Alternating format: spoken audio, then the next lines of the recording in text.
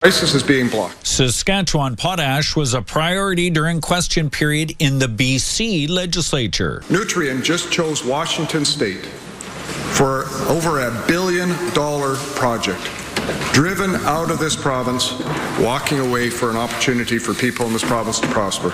The opposition hammering the government over revelations a major Saskatchewan potash company was planning to build a massive terminal near Vancouver, Washington, not Vancouver, BC.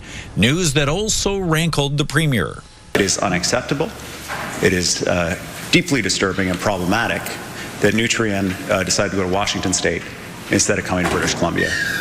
The company, Nutrien, says in picking Washington State over a port in BC like Vancouver or Prince Rupert, it assessed 30 criteria, including port capacity, noting Port of Longview best met the technical and commercial requirements. It's designed to complement our existing Canadian port capacity and to support long-term production growth in Saskatchewan. Energy Minister Dick says Ottawa isn't listening to BC's pleas for expanding its ports.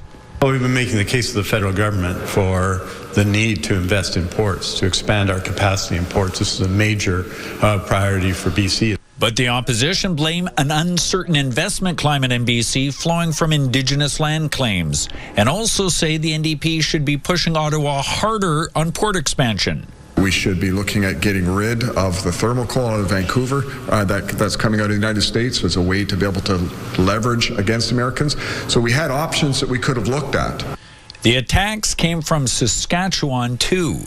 Its premier blaming the decision for Nutrien to go south on Premier Eby's opposition to Alberta's proposed pipeline to the coast. And we see an ND Premier stand up, Mr. Speaker. That Premier says, we don't want oil in this port, Mr. Speaker, because you can't get a boat into it. And then that same NDP policymaking Premier, Mr. Speaker, questions why another industry isn't making that very investment in our nation. A final decision on where Nutrien will build its next terminal is coming in 2027.